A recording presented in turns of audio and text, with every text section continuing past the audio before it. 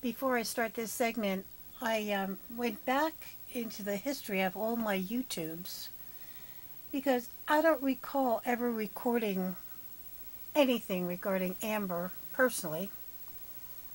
I may have seen information about her disappearance last year, but I don't recall doing any videos. So I went and I searched all of my YouTube videos, and Amber went missing a few short days after Haley Cummings went missing. And Nancy covered Haley Cummings.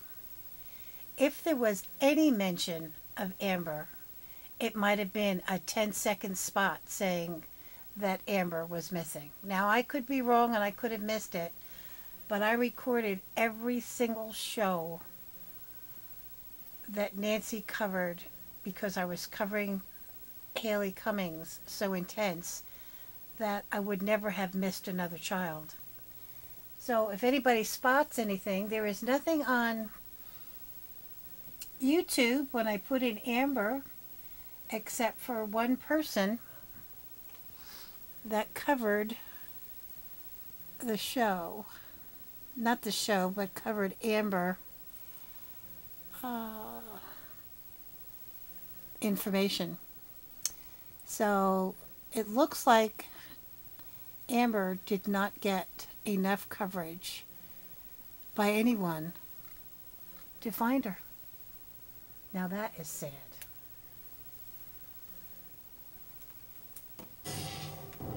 That we discovered shortly after 1 o'clock. Human remains. You have no idea how overwhelming. There is strong likelihood that we have found Chelsea. My heart is overflowing.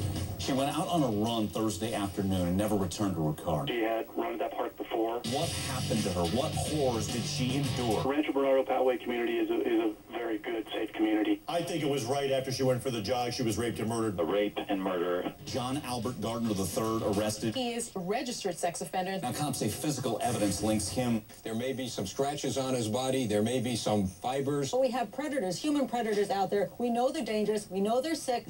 Monster. But we let them live in our communities and we keep no eye on them. And there's no words for it. The public defender's office is going to represent him, and they've assigned 2 attorneys to the case, which indicates a strong possibility that he's going to face the death penalty. It was relief that this thing is not able to do this to my daughter, to anybody else.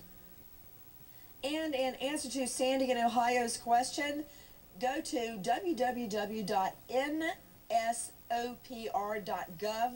That's the National Sex Offender Public Registry, operated by DOJ, Department of Justice. nsopr.gov. Out to Gloria Allred, victims' rights advocate and attorney. Weigh in, Gloria.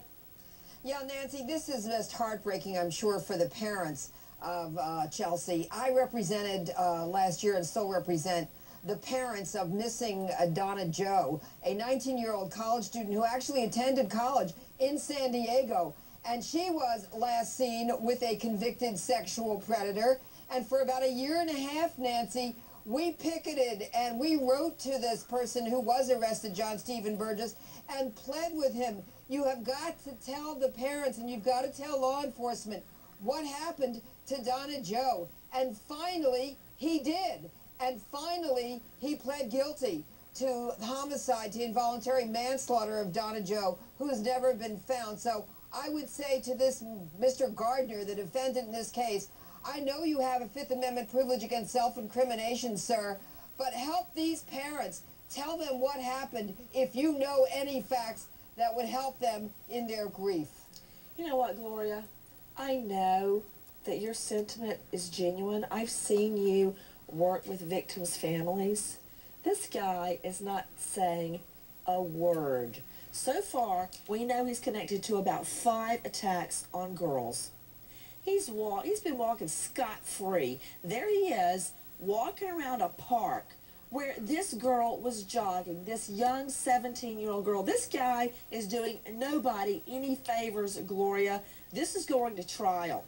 I can guarantee you that. You're probably right, Nancy. But in addition, we should also point out that his prior conviction, his prior felony conviction for lewd and lascivious acts on that little 13-year-old girl not only involved lewd and lascivious acts, also there was an allegation that he beat her. So this is a violent person. It's not just an allegation, Gloria. The neighbor saw the 13-year-old girl stumble out of his house, and I read the full report. Her left side of her face was totally swollen already, beaten.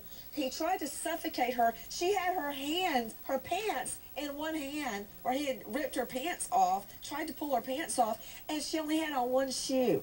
And this 13-year-old girl managed to save her life and get out of this freak's apartment.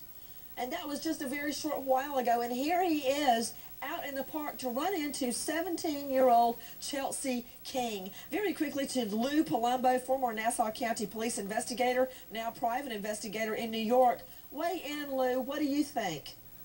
I think the first thing I'm hearing tonight is that people are disappointed he didn't get 10 years, that he got 5, which is a little alarming. Maybe what we need to do is start to approach the concept that these people need to be remanded to incarceration indefinitely, number one.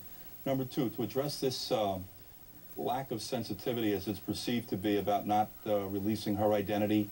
This body's part of a crime scene right now, and they're attempting to gather as much information forensically to conclusively and unequivocally tie him to this homicide, and we're yet to know if this was a rape or an attempted rape.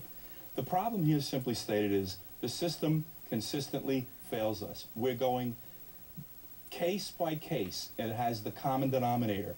We're treating these sociopaths, these very dangerous sex offenders, as they're a conventional criminal. There's no crime of fruition here. This needs to be separated in our judicial system. They need a whole different approach to the sentencing guidelines and not allow them back on the street ever. Lou, you're right. This is not a typical criminal, because a typical criminal can learn not to re-offend. But sex offenders, in my experience, and it's anecdotal, but it's over 20 years worth of practicing law, they cannot be rehabilitated. Phil Farrar, KOGO, in court today. You said that he would rarely look up in court. Who else was in the courtroom? I know Amber's father was there. Mo was there, and also the King family, the father, Brett, and also Kelly King. They were there as well, and they were in the back of the room. There were also other multi-task force workers from the FBI and also from the Sheriff's Department and San Diego Police.